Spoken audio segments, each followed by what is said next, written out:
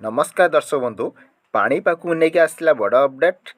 बिलरू पानी सुखिनी पुणी आसुची वर्षा पश्चिमा झड़ प्रभाव में आसंता 2 दिन वर्षा आशंका पुराणा वर्ष रे भिजाइब नुआ वर्ष रे थराइब पश्चिमा झड़ प्रभाव में पश्चिम रे वर्षा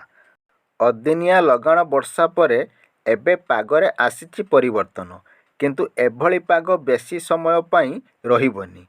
पुणी थरे ओडिशा को भिजाइब अदिनिया वर्षा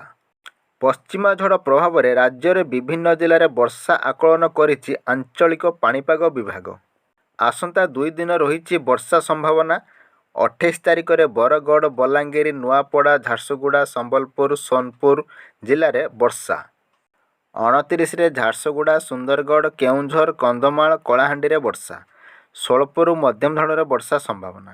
वर्षा संभावना रही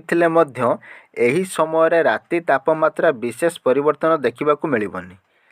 तेबे 2 दिनर वर्षा भितर घन कुहुड़ी नहीं अलर्ट करिछि पाणीपाग विभाग कंधमाल कलाहांडी बलांगीर और नवरंगपुर रे घन कुहुड़ी पाई येलो वार्निंग जारी करा जायछि तेबे 30 तारिख रु पागर परिवर्तन देखा मिलिबो डिसेम्बर 30 रु जनवरी 2 पर्यंत राज्य रे पाग सुखिला रहिबो रात्रि रे पारद खसिबा सह प्रथमे आभ्यंतरण ओडिशा एवं परे राज्यर अन्य स्थान रे प्रबल शीत अनुभूत हेबो।